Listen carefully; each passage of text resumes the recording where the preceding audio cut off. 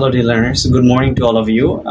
In this class, we will see more examples on transformation of sentence of simple to complex sentences using adjective clauses.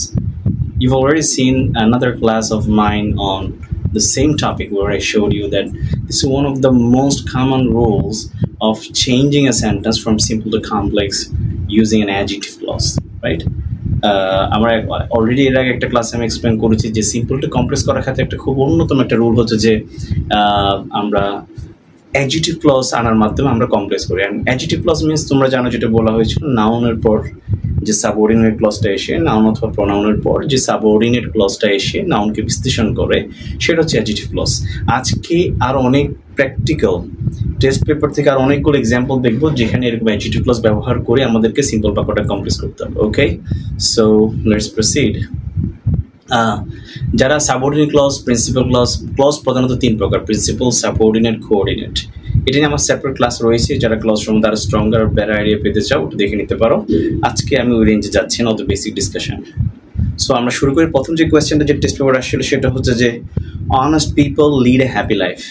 Honest people lead a happy life এই বাক্যটাতে যেটা হচ্ছে যে খেয়াল করো adjective plus noun. আমি যে রুলটা বলেছিলাম যে যখন সিম্পল বাক্যে অ্যাডজেক্টিভ প্লাস নাউন থাকবে, অর্থাৎ তোমার বাক্যে একটা অ্যাডজেক্টিভ আছে তারপর একটা নাউন আছে, এরকম একটা বাক্যে আমরা এই রুলটা অ্যাপ্লাই করতে পারবো। সেটা কি, আমরা নাউনের পর অ্যাডজেক্টিভটাকে অ্যাডজেক্টিভ ক্লজ করে অ্যাডজেক্টিভ ক্লজে রূপান্তরিত করে আমরা নাউনের পরে নিয়ে যাবো। I mean now most adjective clauses begin with 3 words who, which, that. ঠিক আছে, মোস্টলি, একদম মোস্টলি, হ্যাঁ। সো হুজ দিয়ে হতে পারে, কিন্তু মোস্টলি হু, উইচ, দ্যাট। ব্যক্তির ক্ষেত্রে হু, বস্তু হলো উইচ। তোমরা সিম্পলি এই দুটো শব্দ মনে রাখলেই পারো। অ্যাডজেক্টিভ ক্লজের ক্ষেত্রে যদি তোমার যে নাউনটা যদি কোনো ব্যক্তিকে ইন্ডিকেট করে তাহলে হু, otherwise which.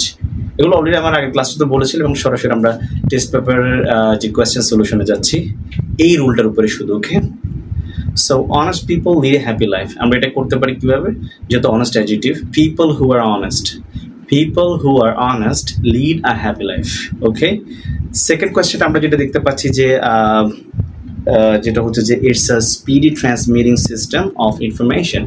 It's a speedy transmitting system of information. এই বাক্যটা একটু খেয়াল করো যে আমরা এটাকে যেভাবে করবো, it's a system of information. Speedy ওয়ার্ডটা আমরা রেখে দিব, আমরা এই স্পিডি ওয়ার্ডটাকে ব্যবহার করে একটা অ্যাডজেক্টিভ ক্লজ বানাবো। So it's a system, it's a transmitting system of information which is speedy. ঠিক আছে, আমরা স্পিডি শব্দটাকে নিয়ে উইচ ইজ স্পিডি করে একটা অ্যাডজেক্টিভ ক্লজ করে দিতে পারি লাস্টে। So it's a transmitting system of information which is speedy. ঠিক আছে, অন্যভাবেও করা যায়, বাট এইভাবে করতেই পারো। এরপরেও আমরা একটা এক্সাম্পল দেখি যে many educational institutions are greatly benefited through the use of internet. ঠিক আছে, এটা একটু ডিফারেন্ট। এখানে আমরা এইটাতে আমি একটু পরে বলছি, এটাকে আমরা অন্য একটু স্লাইটলি ডিফারেন্ট স্ট্রাকচার গিয়ে এটা করতে হবে। আমরা বাকি হুবহু এই স্ট্রাকচারগুলো দেখে আমরা সব দেখে নিই। Actually mother Teresa was a Nobel hearted person. এই দেখো এই বাক্যগুলোকে আসলে একাধিক ওয়েতে করা যায়, যেমন এটাকেও দুরকমতে মিনিমাম করা যায়, কিন্তু আমরা আমাদের অ্যাডজেক্টিভ ক্লজের রুল অ্যাপ্লাই করে এটা করতে পারি। সেটা হচ্ছে যে so actually mother Teresa was a noble hearted person. Noble hearted যে অ্যাডজেক্টিভটা আমরা এখান থেকে করতে পারি, mother Teresa was a person who was noble hearted. Mother Teresa was a person who was noble hearted, এভাবে করতে পারি। অ্যান্ড দেন এরপরে দেখো যে we can build up a society which is developed.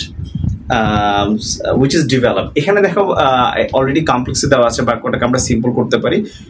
কোয়েশ্চেনটা এভাবে আছে, we can build up a society which is developed। তাহলে আমরা which is developed এই ক্লজটাকে ভেঙে এখানে যে ডেভেলপ যেই পার্টিসিপলটা আছে সেটাকে অ্যাডজেক্টিভ হিসেবে নাউনের পূর্বে বসাতে পারি। তোমরা জানো এটা একটা বেসিক গ্রামার রুল এবং রাইট ফর্ম অফ ভার্ব আমি রুলটা দিয়ে থাকি যে নাউনের পূর্বে প্রেজেন্ট পার্টিসিপল এবং পাস্ট পার্টিসিপল ব্যবহৃত হতে পারে এবং সেটা অ্যাডজেক্টিভের মতো পরবর্তী নাউনটাকে বিশ্লেষণ করে। ওকে, সো আমার রাইট ফর্ম অফ ভার্ব ক্লাসে আরো এটার এই বিষয়ে আমরা আরো ডিটেইলড ডিসকাশন করে থাকি, সেখানে দেখে নিতে পারবে। সো এখানে যেটা হচ্ছে যে আমরা এভাবে করতে পারি, উই ক্যান বিল্ড আপ, কোয়েশ্চেনটা আবার একটু বলি, we can build up a society which is developed. তা আমরা বলতে পারি we can build up a developed, এটা ডেভেলপড না, okay, developed society. So we can build up a developed society which is developed. সব পুরো যেহেতু আমরা ক্লজটা ভেঙে ফেলবো, বাক্যটা কমপ্লেক্সে ছিল, আমরা সিম্পল করবো, শুধু ডেভেলপ ওয়ার্ডটা নাউনের পূর্ব বসিয়ে দিলে হবে। ঠিক আছে, এরপর আরেকটা কোয়েশ্চেন যেটা টেস্ট পেপারে এসছে, excuse me just a moment, যে টেস্ট পেপারে এসেছিল যেটা আমরা এটা করি যে a corrupted can do anything against the morality. A corrupted person can do anything against the morality. A corrupted person, so person নাউনের আগে যে ওয়ার্ডটা আছে পার্টিসিপল, আমরা সেটাকে অ্যাডজেক্টিভ হিসেবে স্বীকৃতি এটা, তো আমরা এখানে বলতে a person who is corrupted. A person who is corrupted, এটা টেস্ট পেপারে এভাবেই আসে, ঠিক আছে? সো আমরা এভাবে করতে পারি a person who is corrupted can do anything against the morality. ঠিক আছে? সো আমরা এইভাবে করতে পারি এটা। দেন আরেকটা কোয়েশ্চেন যে টেস্ট পেপারে আসে একই স্ট্রাকচার, সেটা হচ্ছে যে an industrious man will shine. An industrious man will shine. It's very easy, না? তো যেটা হচ্ছে আমরা যেটা করতে পারি a man who is industrious. আমরা দেখছি মোস্ট অফ দ্য কেসেস আমাদের নাউন যেটা পর আমরা অ্যাডজেক্টিভ ক্লজ আনছি সেই নাউনটা একটা ব্যক্তিকে ইন্ডিকেট করছে, সো আমরা একটা হু দিচ্ছি। বস্তু হলে সেখানে উইচ দিতে পারতাম। একটা কথা বলে রাখি, উইচ আর দ্যাট সেম না। অ্যাডভান্স লেভেলে লাইক ইউনিভার্সিটি অ্যাডমিশন টেস্টে যে গ্রামারের প্রিসাইজ অ্যান্ড ডিটেল ডিসকাশন, সেখানে হুইচ আর দ্যাট এক না, সেখানে পার্থক্য আছে। বাট এসএসসি এবং এইচএসসি লেভেল পর্যন্ত ইটস কোয়াইট ওকে। ওকে, তোমরা বস্তু বুঝালে নাউনটি তোমরা উইচ দিতেই পারো। ওকে, এসএসসি এইচএসসি লেভেল পর্যন্ত। সো এরপরে দেখি যে an industrious man will shine. Okay, a man who's industrious will shine, এটা ভাবে people are generally fond of glittering things. তোমরা অনেক অলরেডি বাক্যটা দেখে থাকবে, it's very famous and it's appeared in many cases in many schools or institutions. So যেটা হচ্ছে people are generally fond of glittering things, এটাকে আমরা যেটা করতে পারি people are generally fond of things, glittering-টাকে রেখে দিয়ে তাকে নিয়ে adjective clause তৈরি করব। people in generally are fond of things which are glittering. Mobile বারবার brightness change করছে। Okay, so people are generally fond of things which are glittering. Okay, so এতটুকুই থাকলো। তাহলে আমরা এখানে যেটা হচ্ছে যে এরপর আমি আরেকটা ক্লাসে খুবই স্পেশাল কিছু সিম্পল টু কমপ্লেক্স, যেখানে মোস্টলি রুল অ্যাপ্লাই করা যাচ্ছে না বা অ্যাপ্লাই ডিফারেন্ট, মানে প্র্যাকটিক্যালি বা ডিফারেন্ট রুল অ্যাপ্লাই করতে হয়। টিপিক্যাল ওয়ে যে রুলগুলো আছে সেই রুলগুলো কাজ করেন, এরকম সবগুলো কোয়েশ্চেন, বেশ কিছু কোয়েশ্চেনের উপর আমি আলাদা একটা ডিটেল ভিডিও করবো। সো আশা করি সেই ভিডিওতে দেখা হবে। Thank you for watching the video. If you like the video, please consider sharing this with others. And if you've got any question, anywhere, anything to know, let me know in the comment sections of the video. Thank you for watching this video once again.